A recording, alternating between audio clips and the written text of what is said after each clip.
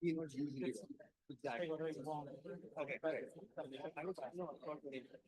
I'm around. I'm with all the people, so I can meet. Yeah.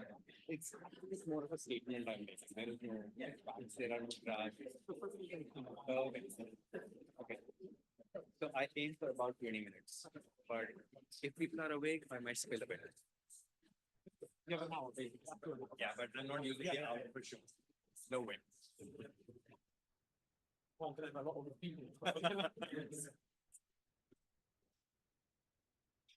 Good. So welcome back, everyone. We are back online live. End of day 2. Hope you enjoyed the workshops in the afternoon and the plenaries in the morning.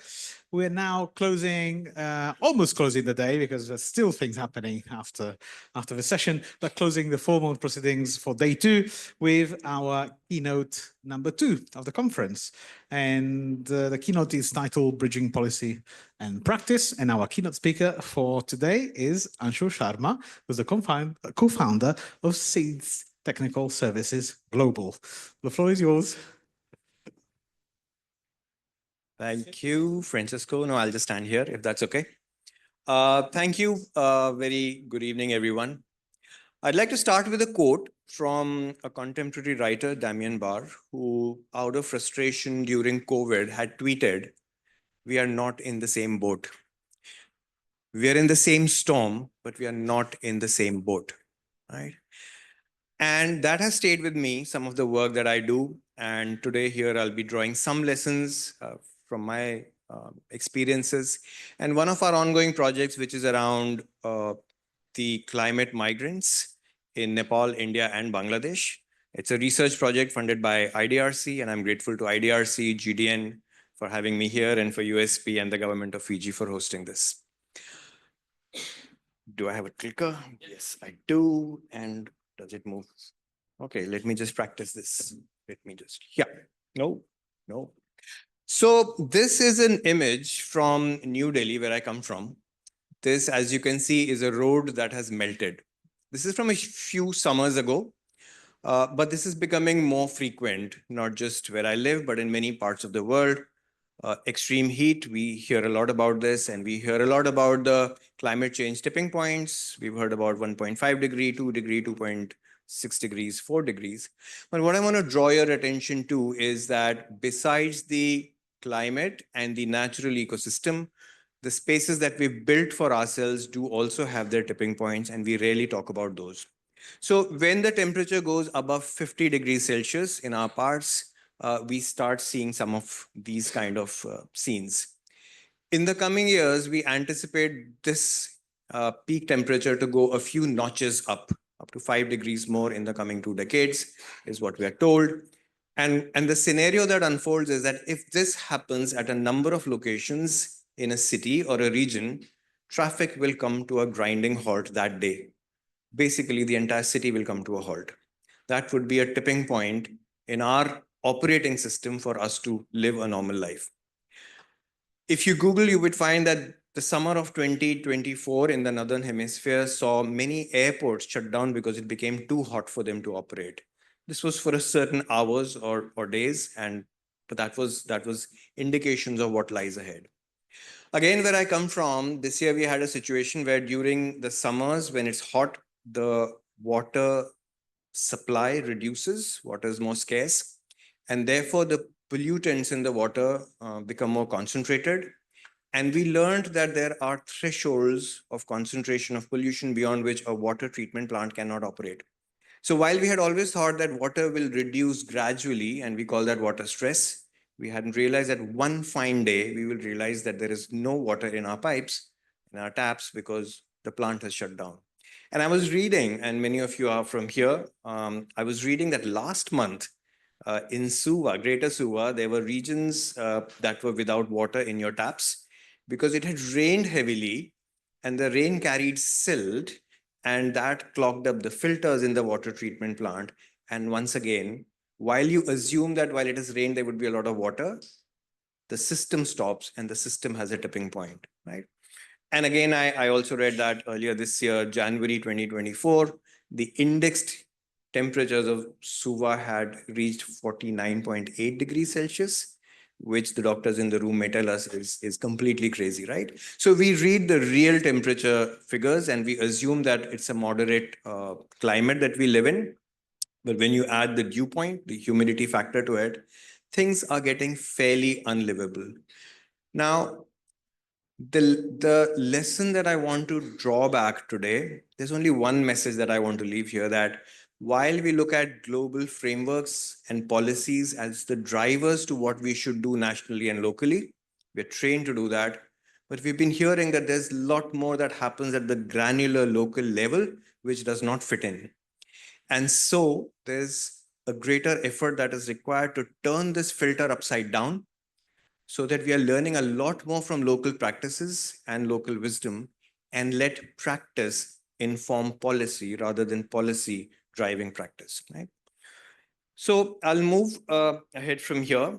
And the next image that you see is around this localization. So in a large part of our work, and I'm sure it happens here also, you get early warnings and you get projections which make no sense locally.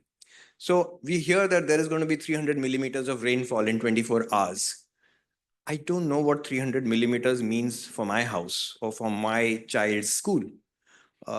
Is 150 okay? Or is 150 also too bad? I have no clue, right? Similarly, when we get waters coming down rivers, we hear of figures like 200,000 cubic of water will be released this morning from a dam 100 kilometers upstream. A cubic is a cubic foot per second. A cubic foot is about 28 liters. Multiplied by 200,000. What does it mean to me? Is it really bad? Is it worse than the normal? What is the normal? I don't know. So what I need to know, and what these people need to know is, at what time, what level of water will be achieved where they live? At what time will my house, if it will go underwater, and for how long will it go underwater? And knowing what my house is made of, what kind of damage will happen? If I get impact warnings rather than weather warnings or hazard warnings, I will know what to do and I will have what we call actionable advisories. So, so the message here is how to go hyperlocal, how to get hyperlocal data, but how to plan hyperlocally and then loop it back to what we need to do in the larger picture. So before you step back to see the larger picture, you need to step in and see what are the pieces that are going to make up this larger picture. So this is my second thought, and today I'm sharing with you my 9.5 thoughts of the day, seeking your help for the last one that is still somewhat incomplete. My third thought is around building better and stronger safety nets. The image you see here is from a coastal community. It's a fishing community on the east coast of India, where I come from, in a town called Puri. These are fisherwomen who have actually seen a number of cyclones and floods. And after a major cyclone in 2019, when they recovered, they realized that something needs to be done for this recurring loss that happens. The losses are too small, they are private, they are uninsured. And so with a local organization called Spandan, these women got together and they now run a very small pool of money, which is close to $2,000. It's not big, but for this community, it matters a lot because they can dip into that when something happens on which is so local that no national authority or aid organization comes to help, right? And this morning we heard from Felicia about parametric insurance, but that has a number of loopholes, as the economists in the room would probably be able to tell us better, that behind insurance has to be a business that is viable. And if you go parametric and the curves tell us that things are going to keep on getting worse, then there will be points of failure in that. Now, if you want to do a parametric, but you also want to have systems where people can assess their own losses and people can figure out how small pots of money can make things happen at this granularity, there may be a more viable, a more flexible solution that works and delivers on the ground. And this is the feedback loop we want to take back to the conversation on parametric insurance. I move ahead to my next thought. This is an image I used to use in the past, and this is from the Himalayan town of Shimla, northern India. We have similar images from Nepal and Bhutan, and we used to talk about the earthquake risk in this region. We are in a very highly seismic region, And for years, we spoke about that till a couple of years ago, this town ran out of water. And we had never thought that'll happen because we have perennial streams in the Himalayas. And we had read about what happened in Cape Town, 2018, day zero, when there was no water in the taps. And before we realized how the dynamics work, this town, the first in India to declare a day zero, and then we had a string of those over the years. And then what comes back to me is something I had learned in college, which was the concept of carrying capacity. Every local system, every hyperlocal system has a limit to what it can do. And in our arrogance that comes from the fact that we can lay down lines and set up systems to move resources from one place to another, that concept is lost in most of the places where we come from. We've heard that the small island communities still have them, but this is something that is lost. And how the rethinking needs to happen to know that resources are finite, they need to be measured at the hyperlocal level. While we may say that globally the amount of water remains constant, and it will, but the whole story around water is where it is and at what quality it is and how equitably it is available. And it will not be available the way we are used to it being available. This is a familiar concept here. We've all seen, we've heard about mangroves. These are women who are plucking mangrove seeds to be able to recycle that. Mangroves protect us from a number of threats that come from the sea. How can we take this logic to a number of other things, right? So yesterday we heard about totems here. And while there is an entire community that pushes for nature-based solutions in the climate adaptation space also, around slope stabilizations that can be done naturally rather than with concrete walls. But I do want to share the story again from where I come, where the housing system, and I trained in architecture and urban planning. So the vernacular architecture is known as Vastu, which over the years has somehow got converted into a voodoo science, and you get people to come and tell you fancy things to do that will, calm things down. But the core comes from very pure fundamental people science. Uh, and the term Vastu comes from a notional being called the Vastu Purush or the Vastu man who resides in our space. So when we go to a new space, when we start building, or even when we enter a space, we first pray to this person. And for us, the space, the building we are in, our homes are living beings, as opposed to the new modern Western concept of which said that a house or a building is a machine, and therefore we started having all exposed infrastructure, and the buildings operate as machines, and then they can be discarded or rebuilt. We come from a culture where the building is a living being. It is born, it breathes, it excretes, it gets injured or sick, it is healed, and eventually it dies, right? Now, the moment you think of built spaces like your homes, like your offices, like your cities and neighborhoods in that spirit, it changes the notion of how you will treat the spaces that you work with. So these totems from across the world are a great way to feed into how nature-based solutions need to emerge uh, in the way we deal with, we adapt to it. This is an image from Haiti, a similar small island setting. I worked there a few years ago, years after a major earthquake happened in Haiti. Haiti faces very similar risks that the Pacific Island states do. And what I captured here was this man who was having a little business around construction and furniture, and he was completely out of work while there were hundreds of thousands of houses to be rebuilt. And he was out of work because the aid that we brought in, which we were very proud of, millions of dollars were raised globally and aid was brought in. And not just small fragmented bits. Another story was how a very well-known international agency came and tried to solve the problem of water. Drinking water was a huge issue. There are no piped water systems here, and these huge water bladders were set up, which immediately replaced a very local system of water kiosks that local entrepreneurs used to run, and people used to draw water, and some people got their livelihoods, but everyone got water. Now, over 2 years, we provided water as aid, By the end of 2 years, we ran out of money, so we withdrew the program. The program shut down, and the kiosks were gone because we had put these people out of work. We had completely destroyed that entire infrastructure, which used to operate locally for years, decades before this thing happened. So how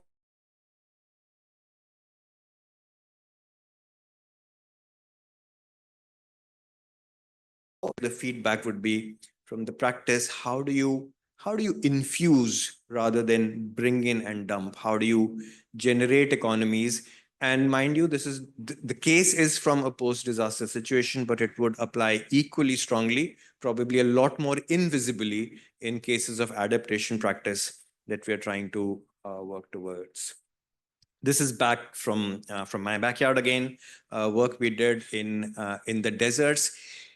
It's been amazing how in the last 10, 15 years, we have been having unprecedented flash floods in traditional desert settings, right? So this area, which is the sand dune area of Western India, has seen these kind of events. And the first thing that we learned when things started emerging back was how cleverly the traditional houses had been built. They used the local earth. They knew how to stabilize it so that it doesn't dissolve very easily in the floods. And while modern wisdom and the architecture and planning science said that, oh, if these places get flooded, then you must build on higher land so that you will stay safe. But mind you, these areas see way more sandstorms and heat storms during the summers than they see floods. So being in depressions protects them from heat, which has traditionally been and continues to grow as a major threat. So while there's no one single solution that modern science provides that can solve problems, there's traditional and vernacular wisdom that provides a lot more. And the one thing that it tells us is that do no harm when you're doing this fancy plan or an innovation.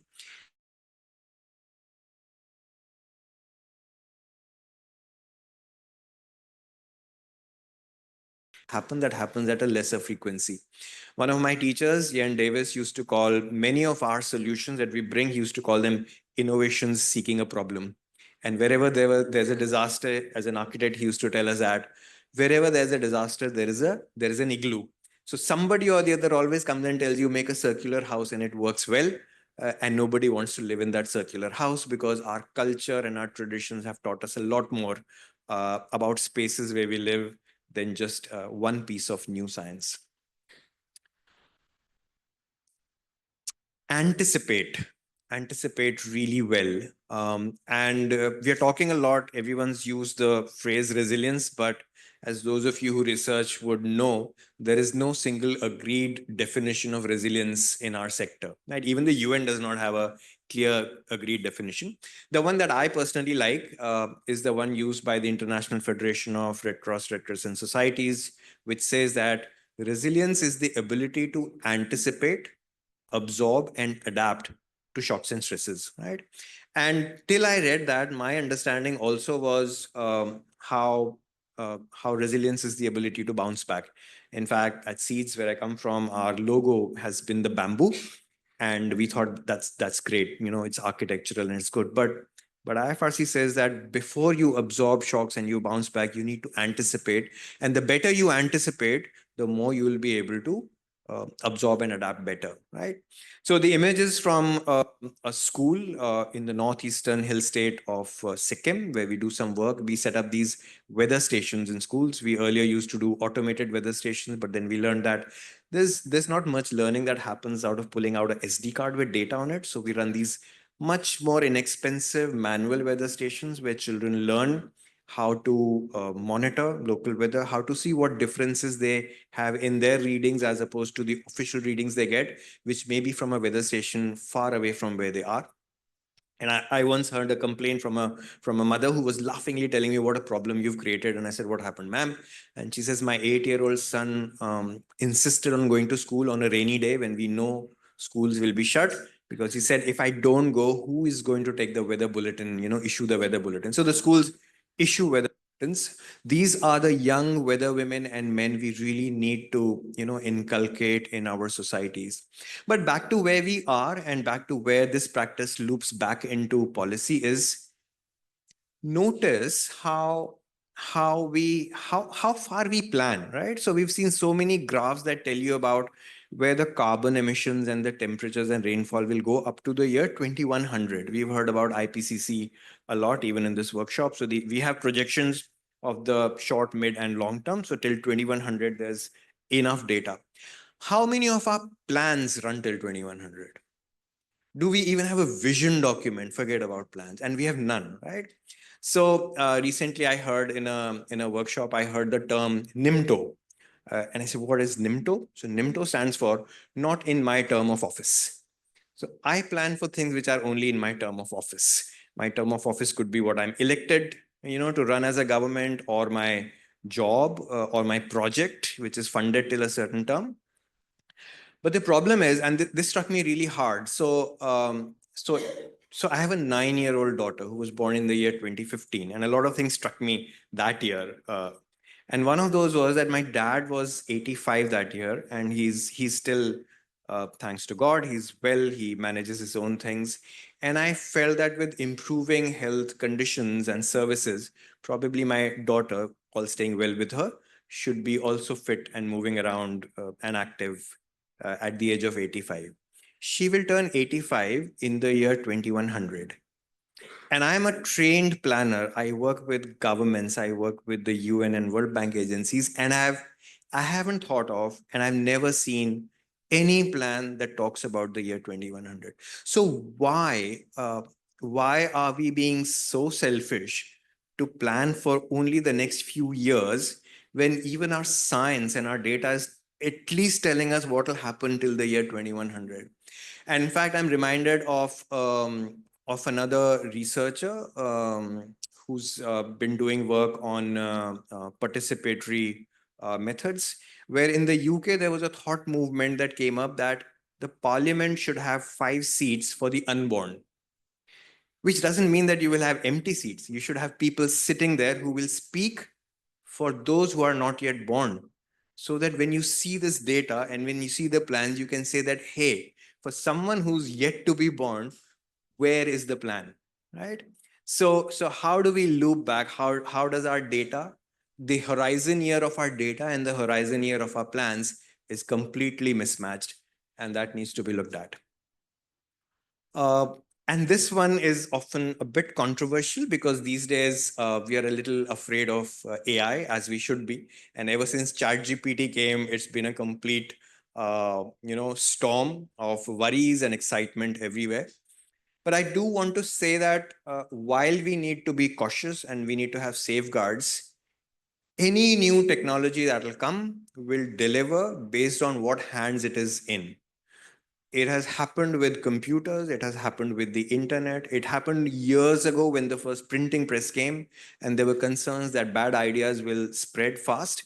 Of course, they do. But then, if there are more good people running good ideas, then the good stuff can also be phenomenally good, which is why I do feel that if there is an inevitable surge of technology, good people like ourselves should also get involved, know it, learn it, because that will be the ammunition for us to fight the bad stuff that will happen, because this technology is inevitable.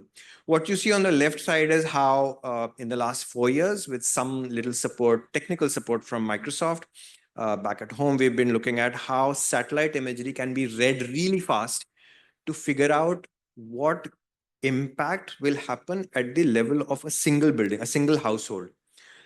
So as I said, if there's a cyclone coming in, right now we have a practice of evacuating entire communities, but we all know that not every house is going to get damaged. We have the ability to now very quickly figure out which houses within a community are more vulnerable and which aren't, because honestly, there is no such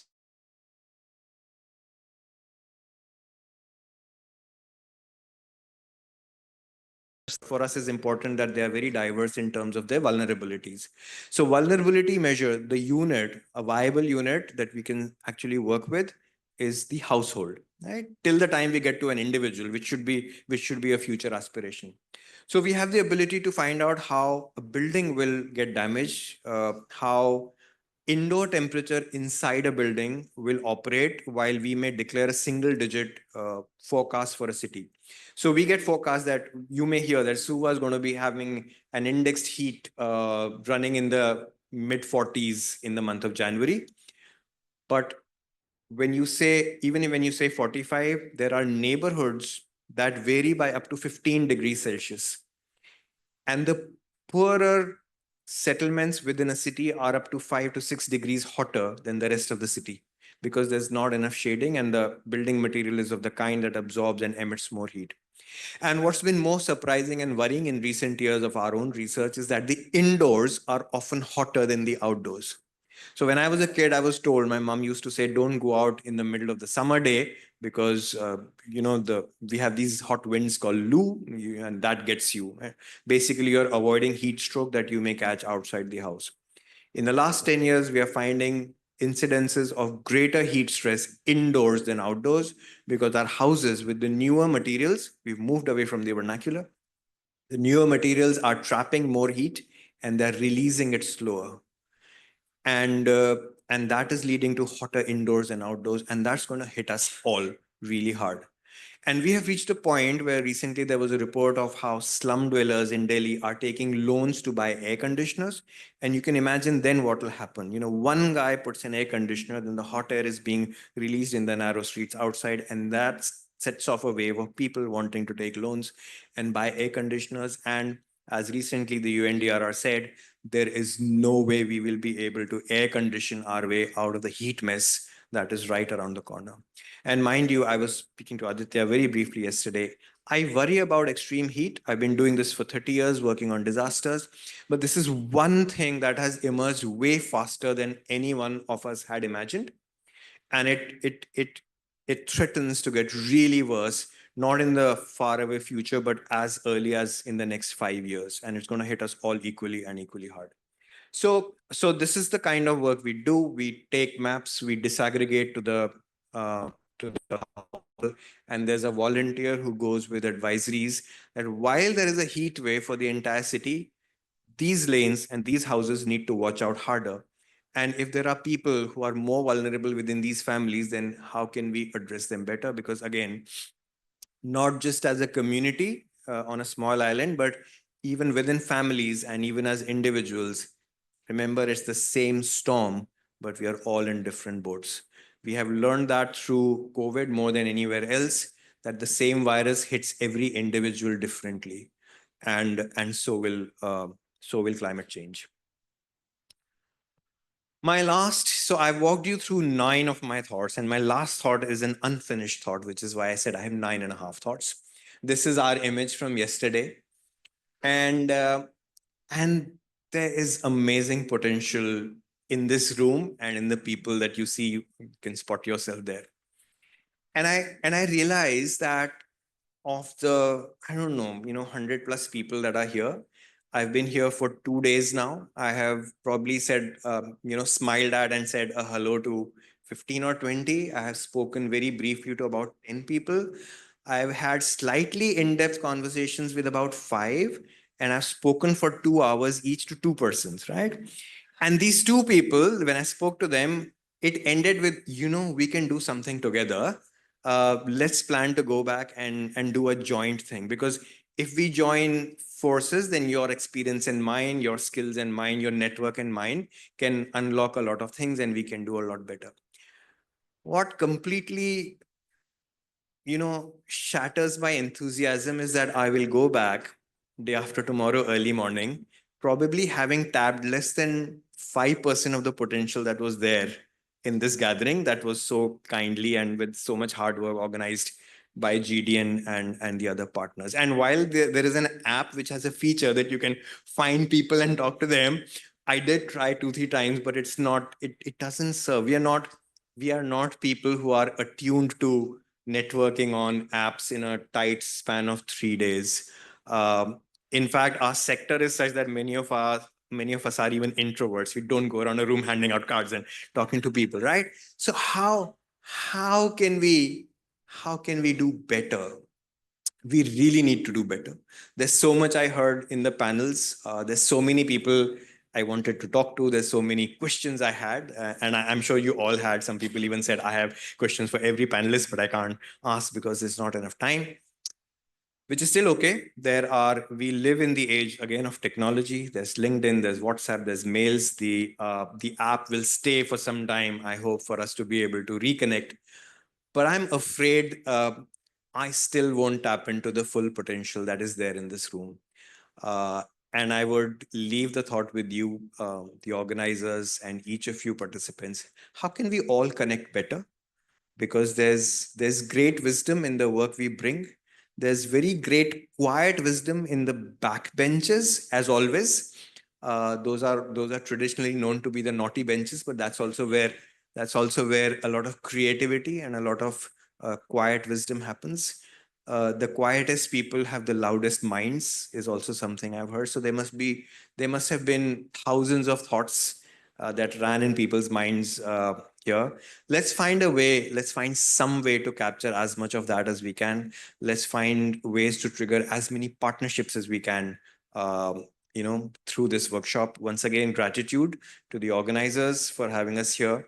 As I grow older, I learn that the value of knowing people and talking to them is way more than I have ever pursued, and very privileged to be here. Thank you all very much.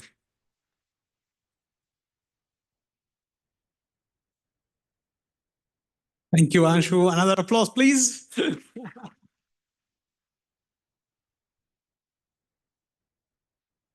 Great. What a great way to finish the day. Thank you. So now, again, time to unwind and relax. There'll be shuttles that will take us to the Holiday Inn again. There'll be a cocktail, also some surprises, and the announcement of the winners of the climate essay contest. So we'll hope to see all of you there. Thank you, and make the most of the trip back in the hotel.